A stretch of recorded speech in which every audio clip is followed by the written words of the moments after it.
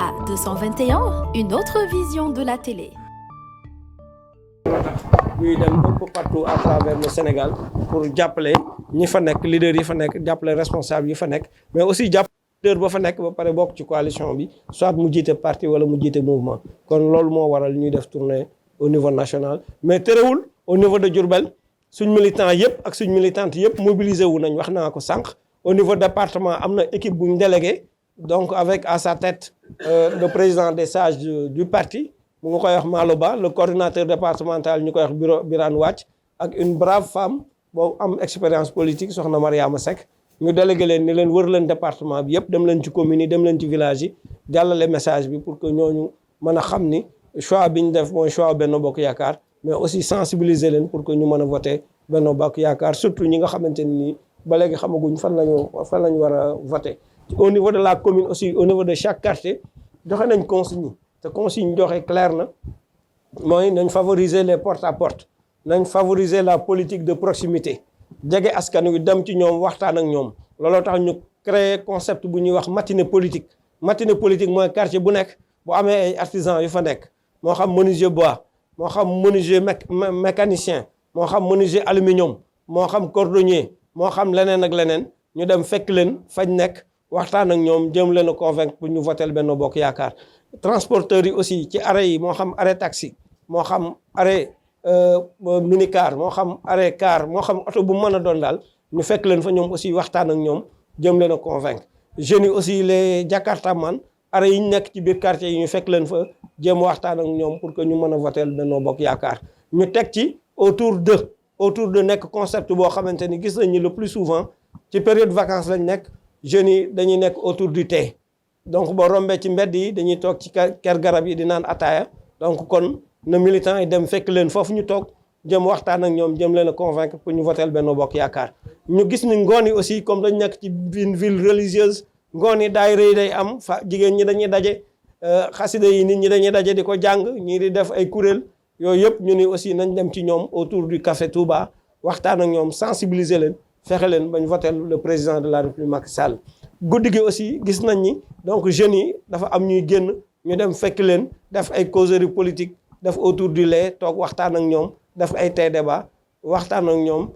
convaincre jëm leen a convaincre ci réalisation président de la République Macky Sall jëm leen a convaincre sur nos propres réalisations yi ñu def ci dëkk bi mais aussi jëm leen a convaincre que le bon bulletin c'est le bulletin de la coalition Benno Bokk Yaakaar parce que président de la République Macky Sall mi ngi dérouler le plan Sénégal émergent te plan Sénégal émergent boobu tey képp koo xamante ni yaa ngi xippi di xool gis nga ni concrétiser nañ ko à tous les niveaux infrastructures yi ponts yi ñu ngi fi autopont yi ñu ngi fi autoroute yi ñu ngi fi carte universitaire bi wax nañ ko élargir nañ ko centre de formation yi yokk nañ ko xëyu ndaw ñi aussi doon na une réalité parce que tey ñu bari ñu ngi am ci luñ jàpp ñenn ñi aussi ñu ngi entreprendre ñu leen financer c'est vrai que xala nga dajul suuf waaye président de la République def na ci jéego yu kawe ci secteur artisanat aussi ministère dédié le président de la République def ñu accompagner artisans yi ci comme projet yu demee ni projet PEJA boo xoolee aussi am na programme yu mag yu ñu lancé ci réew mi comme Promoville mu jàppale dëkk yi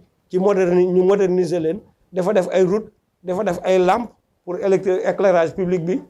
PUDC pour le monde rural mi ngi def ay forage di def ay pistes di def électrification rurale Puma ci dëkk yi nekk ci frontière ak yeneen dëkk yu ñu tiim aussi mu ngi fay liggéey yu mucc ayib yi jëm ci ay centres de santé yi jëm ci ay cases de santé et cetera lancé nañ programme modernisation des marchés te tey marché yu bari ñu ngi leen di moderniser ci sur le plan sportif aussi gis nañ ni stade du Sénégal mu stade président Ablaye Wade donc stade la boo xamante ni nii bariwul ci Afrique ñu boole ci arène nationale pour les lutteurs Wuli est là ñu defal leen arène boo xamante ni nii wax dëgg yàlla ñoom fi mu toll nii jooyatuñu dara ñeneen ak ñeneen aussi ñu satisfaire leen d'ailleurs je pense que dynamique boobu moo tax ba Coupe d'Afrique bi ñëw tey Sénégal lu mësul am ba Sénégal nekkee Sénégal loolu lépp ñu wax ne président de la République Macky Sall jig nañu tel concept bi mu lancé woon ak programme bi mu lancé woon muy le programme yoonu yokkute en français ñu koy wax le véritable chemin du développement tey jii boo xoolee réew mi da nga gis ni réew mi ngi ci ce chemin du développement te comme PSE dafa laaj ay réforme yooyu ak budget yi nga xamante ni moom la àndal tey boo demee bañ naan budget du Sénégal 6 000 milliards ñu multiplier presque par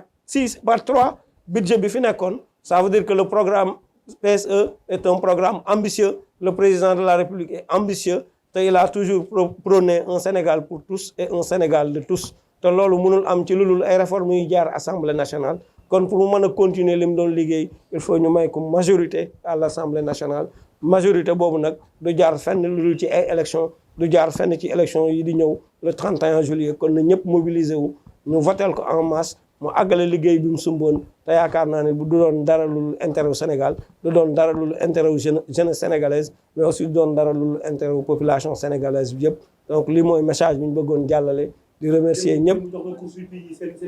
voilà démb course hippique yi jox na ko seen hippodrome donc loolu aussi macha allah kon yaakaar naa ni tey mi ngi def ay efforts pour satisfaire ñëpp kenn ku nekk gis na musée civilisation kenn ku nekk gis na yeneen réalisation yi nekk di def corniche bi tey boo fa jaaree da ngay mel ni Europe nga nekk dañ ko aménager ba mu rafet te yaakaar naa ni rond point yi aussi rond point boo masaan jaar da ngay désolé mais tey ku jaar rond point cité Kër Gorgui ku jaar rond point Lobat Fall ku jaar rond point Yoff da ngay impressionnant Kër Massar rond point bi ubbi nañ ko tey booy dem Foundiougne y a le pont de Foundiougne c'est extraordinaire donc boo fa jaaree boo masaan jël bac bi da ngay tiit te tey boo fa jaaree da ngay am contentement parce que infrastructure bu rafet la Sénégal bi tey sorenteegul bu njëkk ba boo daan dem Gambie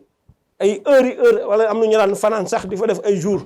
parce que bac bi lañ daan jël te tey da nga ñëw rek traverser pont bi le pont de Farafenni le pont de la Sénégambie tey boo demoon Marsassoum noonu autopont yi noonu autoroute yi noonu je pense que kooku nekk ci dynamique boobu di changer mobilité urbaine bi aussi le